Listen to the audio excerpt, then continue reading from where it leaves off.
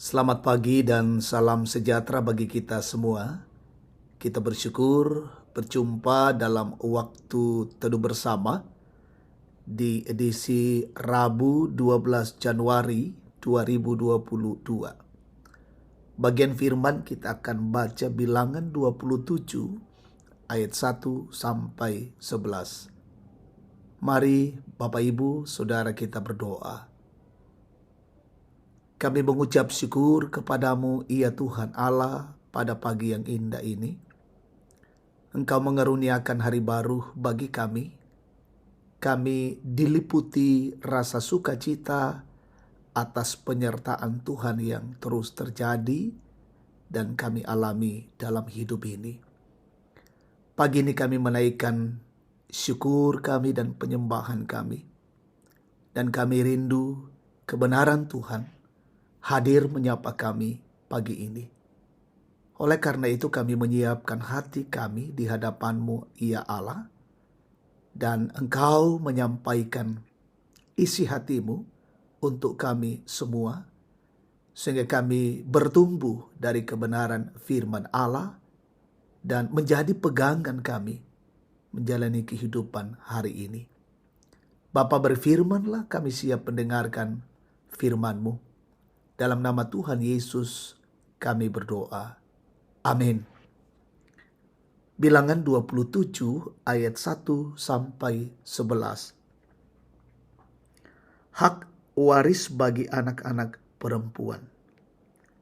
Kemudian mendekatlah anak-anak perempuan Selofehad bin Hefer bin Gilead bin Mahir bin Manasye dari kaum Manasye bin Yusuf. Nama anak-anaknya itu adalah Mahla, Noah, Hoklah, Milka, dan Tirsa.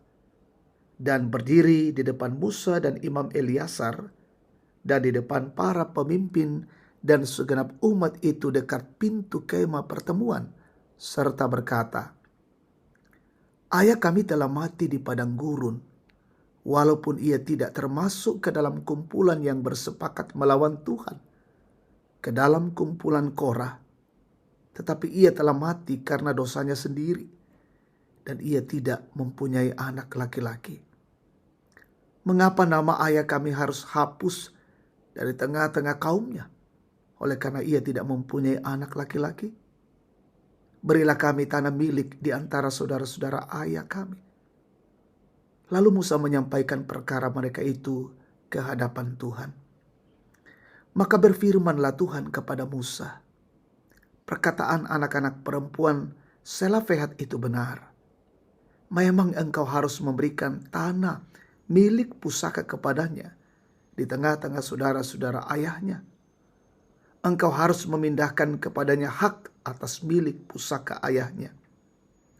Dan kepada orang Israel engkau harus berkata, apabila seseorang mati dengan tidak mempunyai anak laki-laki, maka haruslah kamu memindahkan hak atas milik pusakanya kepada anaknya yang perempuan.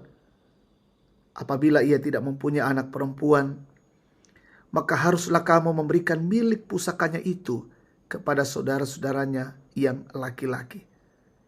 Dan apabila ia tidak mempunyai saudara-saudara lelaki, maka haruslah kamu memberikan milik pusaka itu kepada saudara-saudara lelaki ayahnya.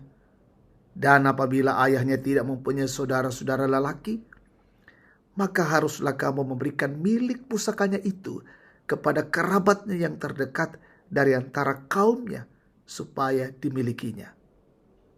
Itulah yang harus menjadi ketetapan bagi orang Israel, seperti yang diperintahkan Tuhan kepada Musa." Amin. Firman Tuhan. Tema kita hari ini, tidak kehilangan pusaka. Tangkap pakdean mana? Semua orang memiliki kedudukan yang sama, baik laki-laki maupun perempuan. Ungkapan ini memang mungkin akan ditentang oleh orang Israel yang menganut budaya patriarkal, di mana mereka lebih meninggikan harakat pria melebihi harakat perempuan. Bahkan budaya inilah yang mempengaruhi pembagian tanah di Israel.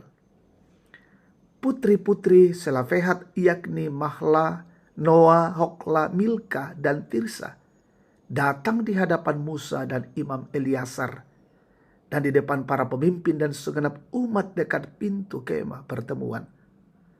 Mereka mengajukan perkara mereka karena nama ayah mereka yaitu Selafehat harus terhapus dari tengah-tengah kaumnya hanya karena ia tidak mempunyai anak laki-laki.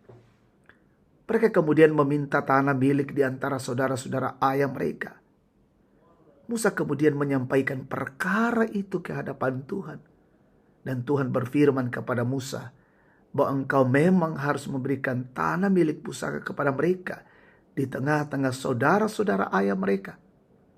Dan harus pula disampaikan kepada semua orang Israel bahwa apabila seseorang mati dengan tidak mempunyai anak laki-laki, maka haruslah kamu memindahkan hak atas milik pusakanya kepada anaknya yang perempuan. Dan itu harus menjadi ketetapan hukum bagi orang Israel. Mungkin kita sering merasa bahwa kita akan kehilangan harapan jika kita tidak diperhitungkan dalam keadaan tertentu. Tetapi melalui perikop ini, kita diberi harapan bahwa Tuhan tetap membuka jalan bagi setiap orang yang bermohon kepadanya. Karena itu tetaplah sampaikan permohonan kita kepada Tuhan. Karena hanya Tuhan sajalah yang dapat membuka segala kemungkinan yang dapat membuat kita mendapatkan hak. Terpujilah Allah kita. Amin. Kita berdoa. Terima kasih Tuhan kebenaran firman-Mu. Memberikan penguatan. Memberikan pengajaran yang baik untuk kami. Selaku anak-anak-Mu.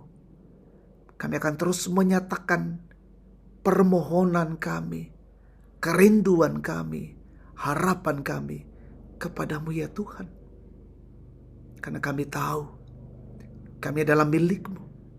Dan ketika kami menyatakan pengharapan kepada Tuhan, maka Tuhan akan terus menyatakan cinta kasih bagi setiap kami. Tuntun umat-Mu Tuhan untuk selalu bergantung kepadamu. Peliharakan kami hari ini dalam beraktivitas, melakukan tugas, pekerjaan, usaha, pelayanan kami hari ini. Kami percaya Tuhan menolong, memimpin hidup kami. Juga memimpin pemimpin-pemimpin, pemerintah-pemerintah di negeri ini. Dari pusat hingga ke pelosok terpencil. Berkati umat Tuhan hari ini. Mungkin ada yang sakit sembuhkan. Yang berduka hiburkan. Yang lalai sadarkan. Yang mengalami perkara dan kesulitan hidup. Tuhan kiranya menolong dan meneguhkan mereka. Yang menikmati hari-hari tua orang tua kami. Berkati dan selalu sehat. Yang menikmati sukacita karena keberhasilan. Karena ulang tahun. Sempurnakan syukur mereka ya Tuhan. Sertai hidup kami hari ini. Dan menjadi hidup yang memuliakan Engkau. Ini doa syukur kami. Kami persembahkan padamu. Di dalam nama Yesus, Tuhan dan Juru Selamat kami. Amin. Demikian waktu teduh bersama. Tuhan dipermuliakan.